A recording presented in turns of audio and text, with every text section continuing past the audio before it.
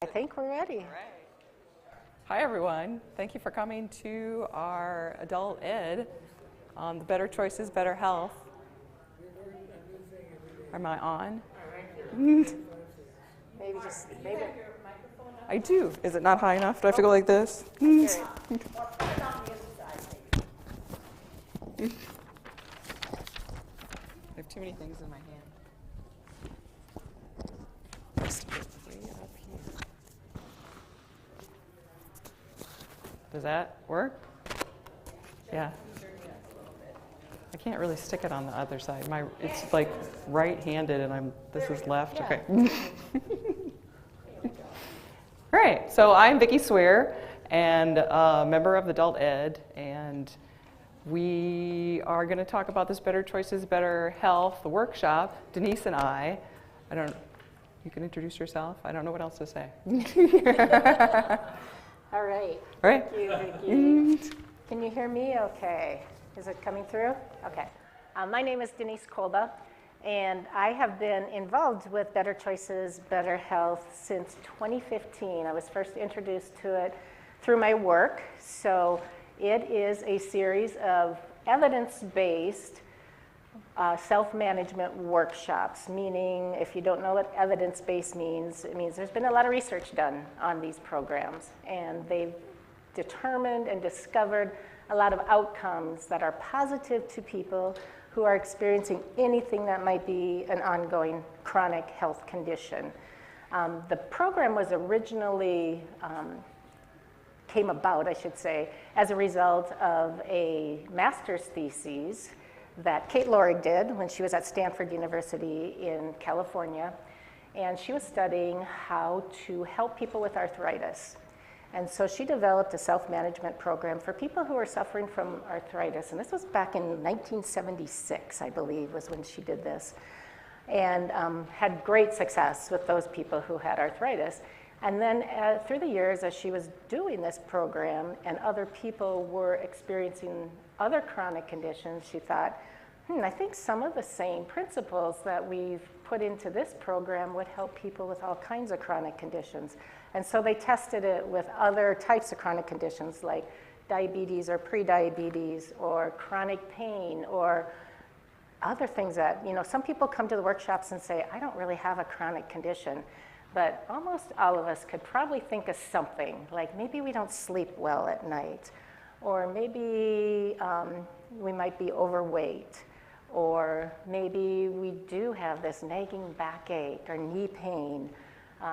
And so most of us can pretty much, I know when I first started, it was like, do I have a chronic condition? But it didn't take me long to realize that, yes, we all have kind of something maybe going on with our health.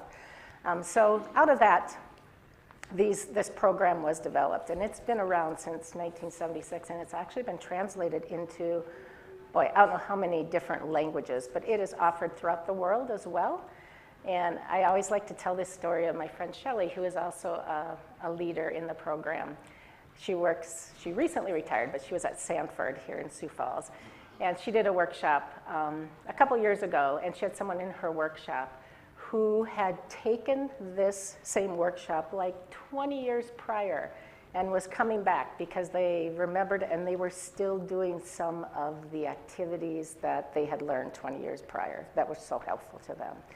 So it's been in South Dakota since about 2012. I got involved in it in 2015, and the reason I got involved with it, I was working in a public health role with a project from the Centers for Medicare and Medicaid, who wanted us to enroll Medicare beneficiaries into these programs and track some outcomes, those specifically with diabetes and prediabetes. And so I was tracking hemoglobin A1Cs, blood sugars, and just general overall feelings of well-being in these participants that enrolled in the study that I was doing. And we had some really good outcomes with that too. And so Medicare wanted to really find out these outcomes to see if it was something that would be something they could reimburse at some state. And they actually did start reimbursing it through Medicaid participants. And in South Dakota, we do have Medicaid funding that helps to reimburse different providers or institutions that offer these classes. So there's the value that was there that they understood, and that's why we do that. Okay, so I think I've gone through a lot of this. I just want to cover a couple things. That's this. So the overview is these are the different types of conditions that are specific to the programs that we offer. So there's the general Better Choices, Better Health, chronic disease self-management. So that's kind of the most general one. But we do have specific programs to diabetes, cancer, and I am actually doing a workshop right now in session 2 with cancer. Are you doing a diabetes? No. The chronic. Yep. So Vicki is right now, has a workshop with participants doing the chronic disease one. There's worksite wellness, so there is a kind of an altered program. These programs now we meet for 6 weeks, 2.5 hours each week.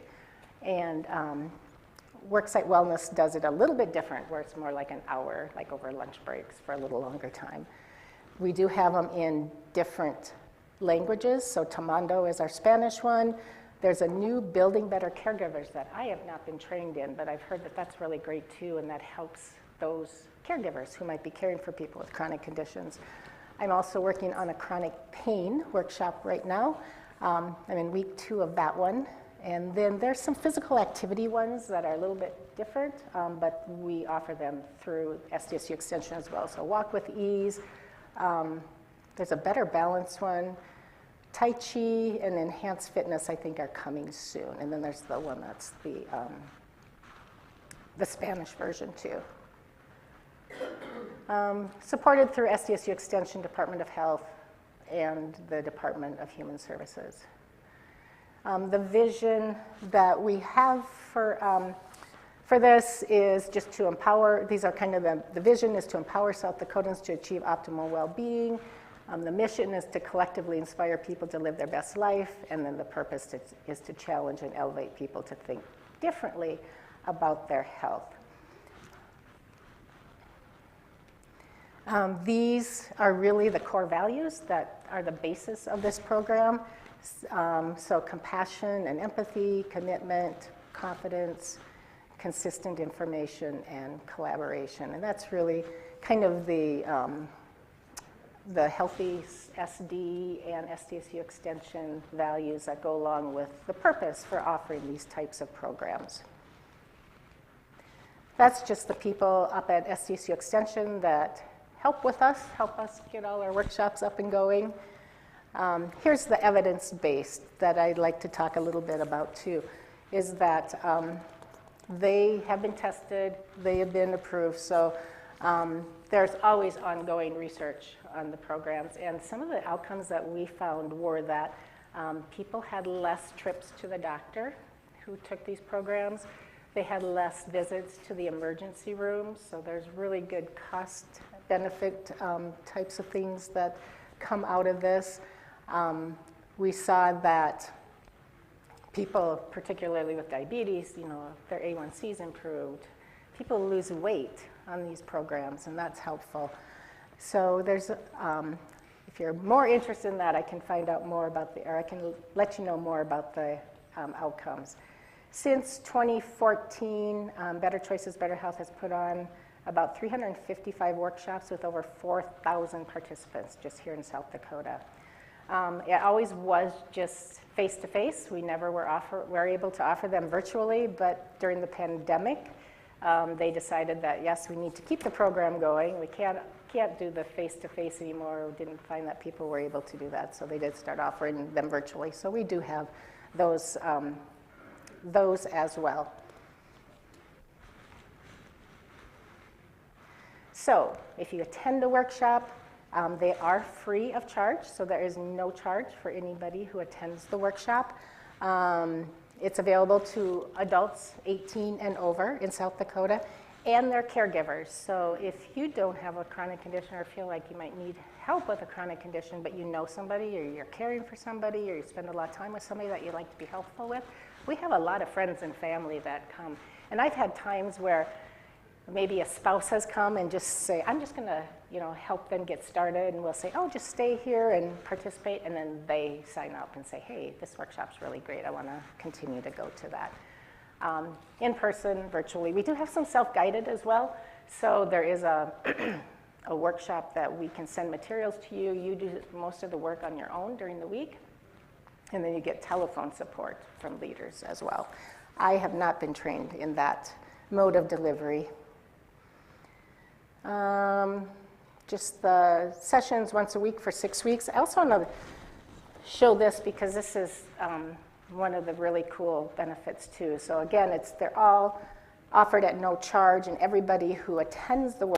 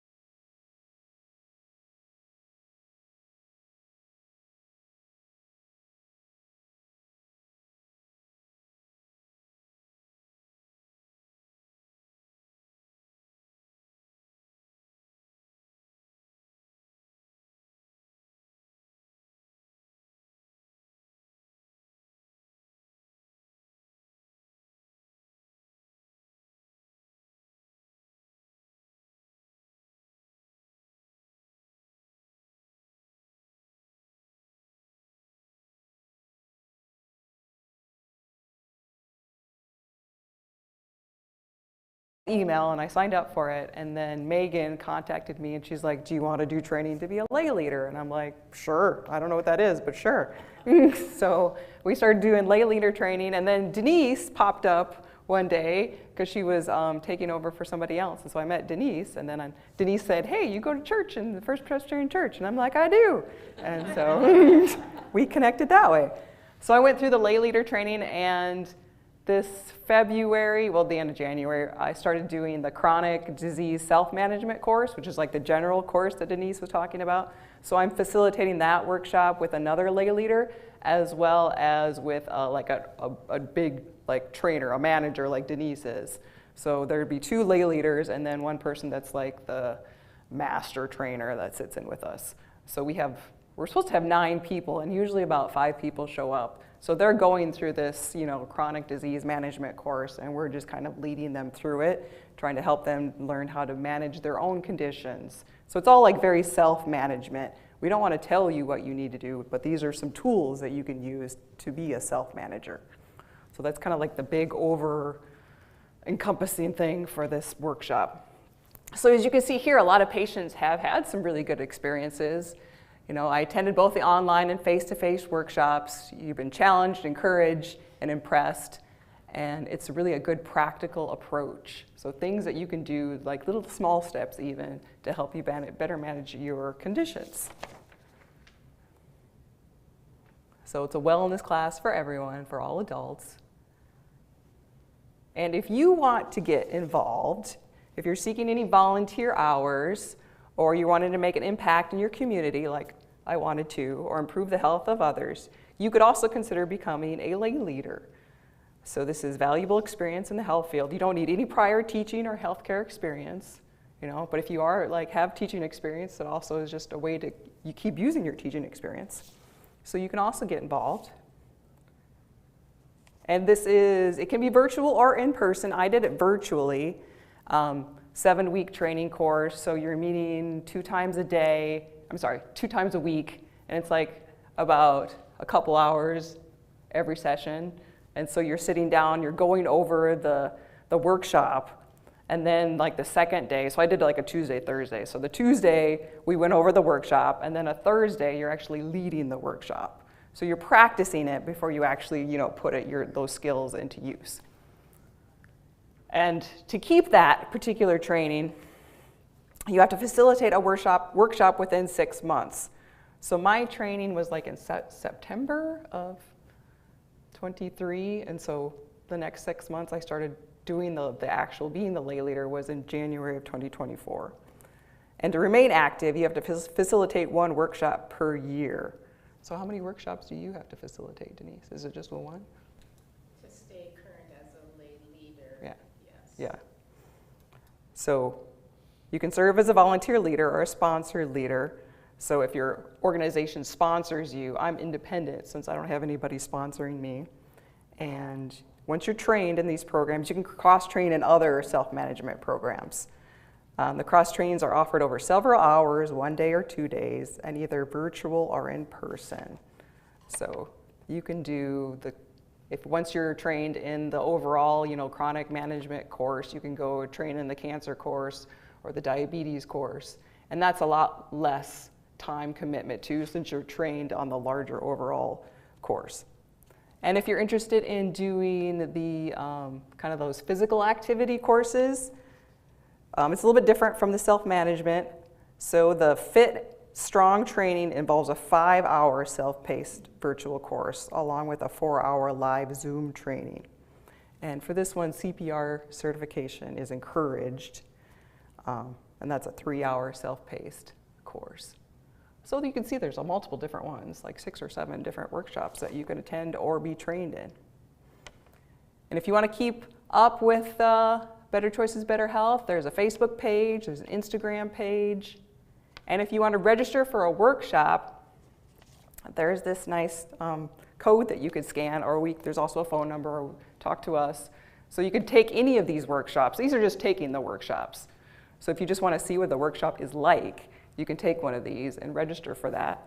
We have some coming up. Let me see on my email here. So there is some coming in March. So the Walk with Ease, you can see, starts in March. The chronic self-disease self-management, that's the overriding kind of like the first one, that also starts in March. What else do we have?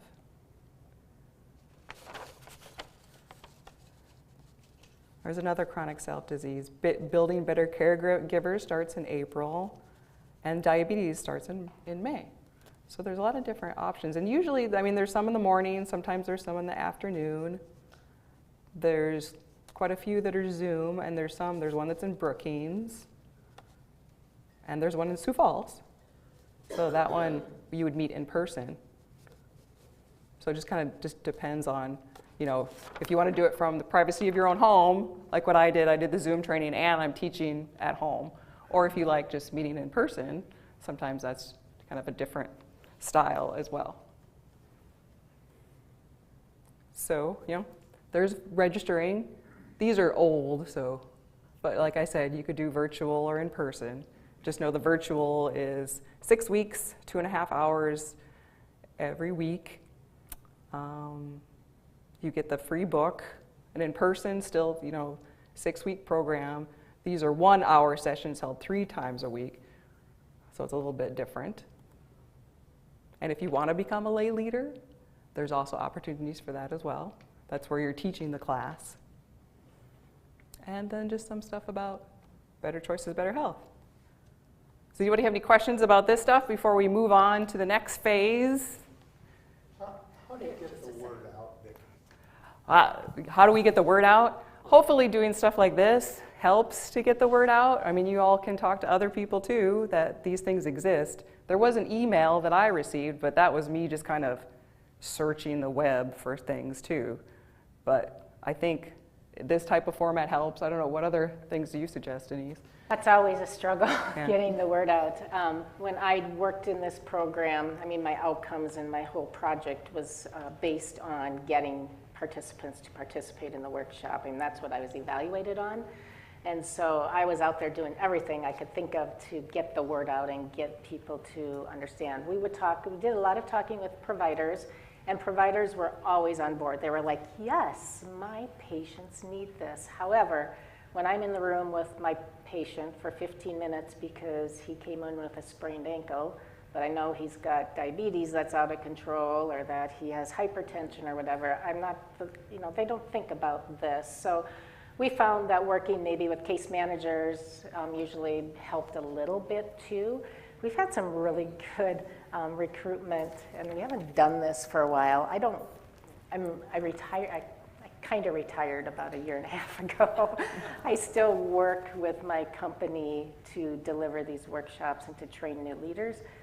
But during that phase where I was full-time working on that project, we did some like Facebook ads, and we targeted it to communities. So like we had really good success in Brookings, Watertown, and Mitchell, where we targeted 60-mile radius, and we filled those workshops really easily. So I know that's something that we're considering again, maybe as we get these workshops back up and running more in the face-to-face, shoulder-to-shoulder kind of setting, which I really, really like. I like Zoom too, because I can stay home and do it.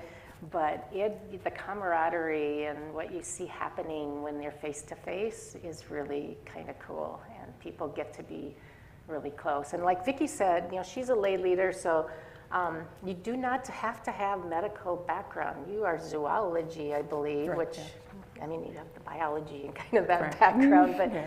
really research has shown that people without a medical background who are trained in this program actually can be better leaders than people who don't have a medical background. And me, I'm a nurse, but I have to take my nursing hat off when I am leading these trainings. So if you would ask me, oh, Denise, you know, what should I do? I'm having pain, should I take ibuprofen or should I take Tylenol? And I have to say, you know, that's a great question for your provider or your nurse. You really need, you know, to go back to that. So I cannot give any, you know, medical advice or any of my nursing kind of work that I would do maybe in a different kind of setting. So it's very lay leader driven, and it's really fulfilling. It is just awesome to see what happens in these workshops. And it's not about the content so much, it is how the workshops are led. So we are not, as lay leaders, up there spewing out information. It is very interactive, and we give you kind of basic knowledge so that if there are people in the workshop who don't have a basic understanding of what happens when you have diabetes or pre-diabetes, or what really causes chronic pain, what is going on in your brain and your nerves. So we get to that kind of on a basic level, but really the real work comes through doing some of the activities that we do together. One of the biggest activities, and we'll practice this in a second, is brainstorming. What we'd like to do now, did that answer your question? Yeah. Okay. If you have any other ideas. Where are these taking place now? Okay, so Vicki did talk about a few of them. And you can go to the website, but what I also would like to ask you is if you are interested in any of these, I will take your contact information today, and I'll get back to you, and we'll talk a little bit about what might be a good workshop for you and what's coming up as far as what would work for you. The other thing that Vicki and I could do is lead a workshop here, and we have done that before. Sue Ensley, who has been a member here, she was a lay leader as well, and I know that she did some workshops here, I believe, a few years ago. So that's another thing. If there's interest, we would be happy to do a workshop here too. Yeah, there is one in April in Sioux Falls too. Where's that at, Vicki? That's at the Tower of David Apartments. Okay. I don't know. So that's downtown, Right. And I've done some workshops there too, and that's a typically older population there, so we get a lot of participation. But I've done it at a lot of churches too, and we get great participation, so it'd be great if we could do that. But Yeah. we'll just show you a little bit about how great. a workshop goes. So we're going to pretend that we are in a workshop, and then you'll get to experience a couple of the different things. This is where the stress management's going to come in, because we're just going to practice one of the stress management activities that we do. Vicki's going to lead us through that in a little bit. So this is how I would start. My name's Denise, and I'm from Better Choices, Better Health, and I'm excited to talk to you today we're happy that you're here, and you're going to be part of this 6-week workshop. And what we would typically do, we got quite a few people here, and we don't have enough time, we would have you go around and introduce yourselves and talk a little bit about what your chronic condition is, and then just 1 or 2 problems that it causes you on a daily basis. So I could say, like, my name's Denise, I have chronic pain, and it's not every day, but I have arthritis in my hips and my knees, and really how that affects me is that sometimes I want to get on the floor and play with my grandkids, and I just think, okay, if I get on the floor, I got to get back up again, and sometimes it's not so easy, so it interferes a little bit with some of the things that I like to do on a day-to-day basis. So what is an ongoing health condition? We talked a little bit about that. Who here, do you think, if by just a raise of hands, who has an ongoing chronic health condition? All right. Or do you know somebody who has a chronic ongoing health condition? Okay, all right. These includes things like arthritis and asthma, diabetes, high blood pressure, heart disease, many more. Chronic pain, anxiety, ongoing depression, managing your weight, having trouble sleeping. Those are all the ongoing healthcare conditions that you could get a lot out of this workshop with. So we've talked a little bit about that, so I'm not going to go over that. So this is the first activity we're going to do. One of the activities that we do is brainstorming. And so if you're in person, we have a chart up here. And I'm going to have Vicki help me with this. So Could be the scribe. she's going to be the scribe. That's what we call the scribe. The question that we are going to brainstorm are what are the different kinds, we've already mentioned them, but let's see if we can think of some other. What are some different kinds of ongoing physical or mental health conditions? Maybe a different one? Try the which one? Red? Oh, yeah. They said they can't see it. Oh.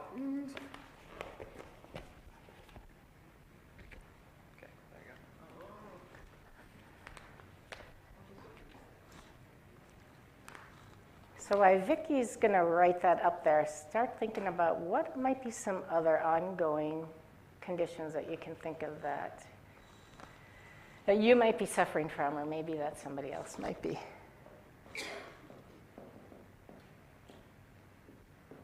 Different kinds of chronic conditions. Yeah, like health conditions. Lower back pain. Lower back pain.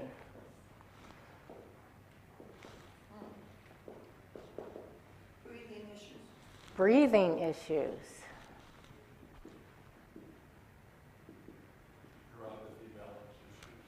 Neuropathy or balance issues.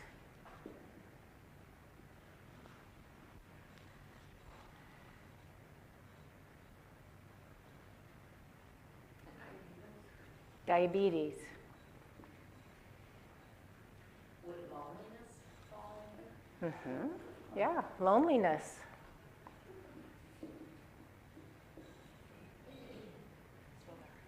Anxiety.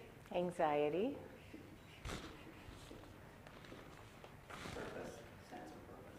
Sense of purpose.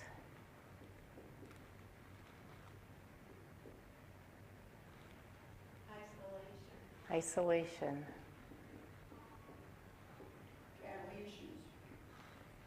Family issues. Family issues. How about just general stiffness? Stiffness. Yes, stiffness. All right, well, we have a great list here. So this is what are some different kinds of ongoing conditions. We have lower back pain, breathing issues, neuropathy or balance, diabetes, loneliness, anxiety, sense of purpose, isolation, family issues, stiffness. Does anybody have any questions or any clarifications on any of these? All right, I think this great list. This is all different ongoing conditions of, people that could benefit from taking this workshop. And what's really cool is a lot of people think of physical a lot of times when you think of ongoing health conditions. What is it physically that's going on with me? But I see a lot of people here put some other things, diabetes, loneliness, or I'm sorry, not diabetes, loneliness, anxiety, sense of purpose, isolation, family issues. Those are all kind of those mental health type of things, and these workshops work equally well for people who have those mental health kind of issues going on. So we do talk a lot about that, these types of things. And when you talk about family issues, we talk a lot about communication. So how do you tell somebody in your family that or what's a good way to let them know that you might need help with something? Because sometimes family members want to help or friends want to help, but you don't know how to ask them, or they may just say, let's go out for lunch today. And you might say, I don't feel I'm too tired because I'm on some new medications. And then they might say to you, well, what can I do to help you? And you might say, oh, nothing, I can't, I just have to live with it. And then they say, okay, I guess, that's it. So we teach ways to help you better communicate, not only with your family members, but also with providers. Sometimes it's hard to talk to your provider and let them know really what you're thinking and how, as a self-manager, and with a chronic condition, you are a partner mostly with your provider, and most of the care that you get, that you take care of, is outside the doctor's office. You may go to the doctor for your condition even every month or every couple months, but the majority is up to you while you are there, or your family. So that is some really important things as well. So do you want to take it over with the symptom cycle?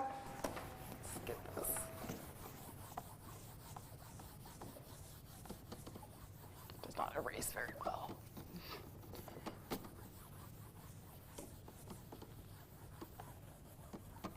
All right, I'm going to draw the symptom cycle. So many of us think that the symptoms we experience are from just one cause, one disease, or one condition, right? And you think that's the cause of everything. While the disease can definitely cause pain, shortness of breath, fatigue, it's not the only cause. So each of these symptoms can be by themselves contribute to other symptoms and just make things worse. So even worse, these symptoms can feed on each other. So that's why we have the symptom cycle. which is just kind of a circular thing. And I want to make sure I do this correctly. So you can have poor sleep, which can lead to physical limitations.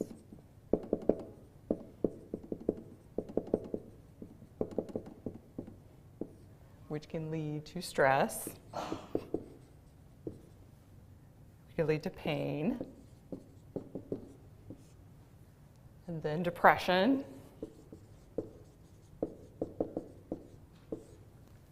And shortness of breath. Talked about that.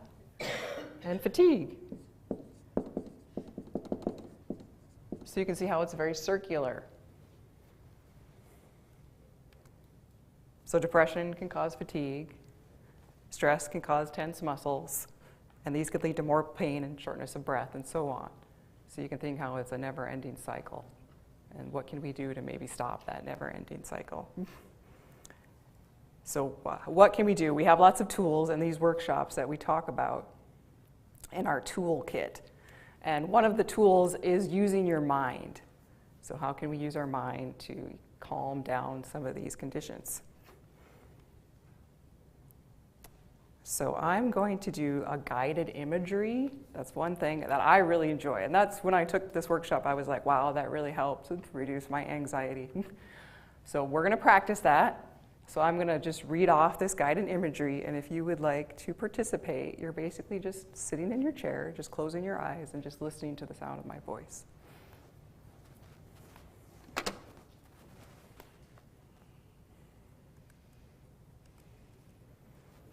So you're giving yourself some time to quiet your mind and body. Allow yourself to settle comfortably wherever you are right now. If you wish, you can close your eyes. Breathe in deeply through your nose, expanding your abdomen and filling your lungs. And pursing your lips, exhale through your mouth slowly and completely, allowing your body to sink heavily into the surface beneath you. And once again, breathe in through your nose and all the way down to your abdomen. And then breathe out slowly through pursed lips. Letting go of tension, letting go of anything that's on your mind right now. And just allowing yourself to be present in this moment.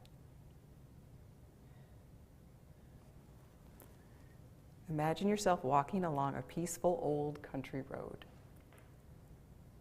The sun is gently warming your back.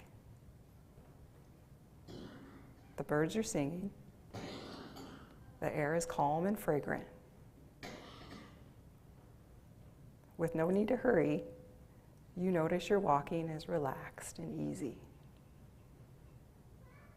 As you walk along in this way, taking in your surroundings, you come across an old gate. It looks inviting, and you decide to take the path through the gate. The gate creaks as you open it and go through. You find yourself in an old, overgrown garden. Flowers are growing where they have seeded themselves. Vines climbing over a fallen tree. Soft green wild grasses and shade trees. You notice yourself breathing deeply. Smelling the flowers, listening to the birds and insects, feeling a gentle breeze cool against your skin. All of your senses are alive and responding with pleasure to this peaceful time and place. When you're ready to move on, you leisurely follow a path out behind the garden, eventually coming to a more wooded area. As you enter this area, your eyes find the trees and plant life restful. The sunlight is filtered through the leaves. The air feels mild and a little cooler. You savor the fragrance of trees and earth. And gradually become aware of the nearby stream. Pausing, You allow yourself to take in the sights and sounds, breathing in the cool and fragrant air several times. And with each breath, you notice how refreshed you're feeling.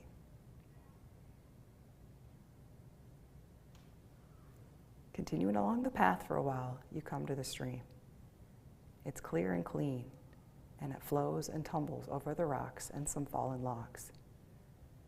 You follow the path easily along the creek for a way, and after a while you come out into a sunlit clearing where you discover a small waterfall emptying into a quiet pool of water.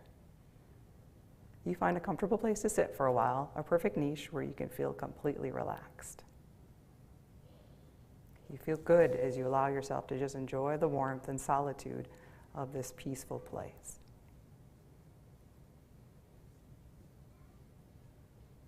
After a while, you became aware that it's time to return.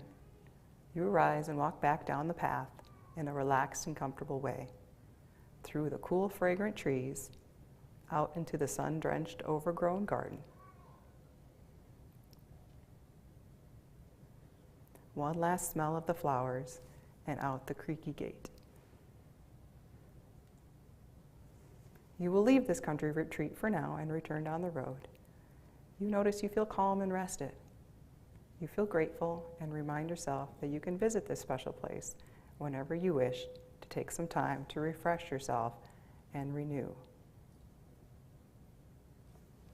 And now, preparing to bring this period of relaxation to a close, you may want to take a moment and picture yourself carrying this experience of calm and refreshment with you into the ordinary activities of your life. And when you're ready, take a nice deep breath and open your eyes. By a show of hands, anybody feel more relaxed than they were before? Okay, great. That's one of the activities, like using your mind. So, Not asleep. It's close. Yeah. I have had People? somebody, that just not too long ago on one of my Zoom meetings or Zoom workshops. Oh, can you speak up just a little bit? I'm sorry. I'll turn this on. To run in my Zoom workshops, we did that, and can you still hear me? Okay. Okay. And sure enough, it was somebody who was at work, and they had sat back in their chair, and when I said come back, they stayed back there in their chair. And it was a diabetes workshop too, so I'm always cognizant of that too. It's like, should I call somebody to check on this person, or are they just truly sleeping? And it was funny because probably about 10 minutes later, they woke up. So yeah, so we have put people to sleep with that one, but it is a fun activity, and Vicki found value in it too, but we do some of those using our minds and how powerful our mind is in really our healing process or taking care of our body. So there's some other activities in that regards too. Yeah, so that's kind of wraps up the workshop aspect of things. Yeah. Yes, Judy. Do you have the... Did you say it was a 6-week course? Are there chapters in the book? The book has chapters, and we do have reading assignments that are assigned with each week. It doesn't follow the book exactly, so the book is more of a resource book. So let's say we're going to talk about, next week we're going to talk about fatigue, we're going to talk about exercise maybe, and then we'll talk about depression. Maybe those are 3 topics. So then we'll say chapters in your book to read chapters 3, or read pages 100 through 110, those types of things. So yes, so it's kind of all over the place. We don't grade your homework, so if you don't get your homework read or whatever, it's just for your own benefit. But most people do read it and get benefit from it. So yes, they are 6 weeks long, 2.5 hours per session. But oftentimes we are done by 2 hours. But we give that 2.5. And it depends on the size of the group and how talkative they are. But we do them in evenings, we do them in the mornings, afternoons, sometimes on weekends. We've done Saturday ones too, if that works best. So yeah, we would, if if we can get a group, or if we find, we could promote it here, Vicki and I can decide, or you guys can help us decide what dates and times would be good if you want to participate in one of these workshops. We would love to do that. I was just going to go over some of the tools in the toolbox. When I talked about the toolbox, I didn't list them all, but here's the tools. So physical activity, medications. So we talk about medications, not specifically like from a medical standpoint, but how do you remember to take your medications, or how do you deal with side effects of medications? Decision making. We have 3 key tools in our toolbox. Decision making is one of them, and we have a really cool decision making tool that I have used. John and I used it just in November to decide if we were going to take a trip or not. And honestly, it took us a good hour to go through this decision-making tool, really the pros and the cons and the weighting and all this stuff. And at the end, we decided to take the trip, and we're glad we did. So my daughter used it to whether she should buy this car or not. So we use it for all kinds of things. And then action planning, that is really key. That was the activity or the tool that this person who had taken the workshop 20 years ago and was back again, she still used for action planning. And so we teach a really good process for just making goals for yourself, something that you want to do or you decide to do, not what somebody told you to do, not what your doctor said you should do, or your daughter said you should do, or your friend said you should do. It might be that you want to read for 20 minutes. You miss reading and you haven't done it, so I'm going to read for 20 minutes 3 days this week. And that might be your action plan for the week. So it's a really great tool. Breathing techniques, we do breathing techniques, understanding emotions. That can be depression or anxiety, but really, how does these emotions affect your conditions, and how do you talk to people about that and deal with those types of things? Problem solving, that's the other key. So problem solving, action planning, and decision making are the 3 key tools. So we have another problem solving process too, because we always have problems that come up and decisions that we have to make, or how do we solve this problem? So we do it kind of like we did this. We help, the group helps us to come up with solutions to your problem. And then you come away with that with 5 different things you could try. Sleep, communication, again, talking with family members, talking to providers and family members. Healthy eating, weight management, and then working with your healthcare providers and your healthcare systems. What are some of the problems you deal with when you're working with the big healthcare system? How can we help you to navigate that a little bit better?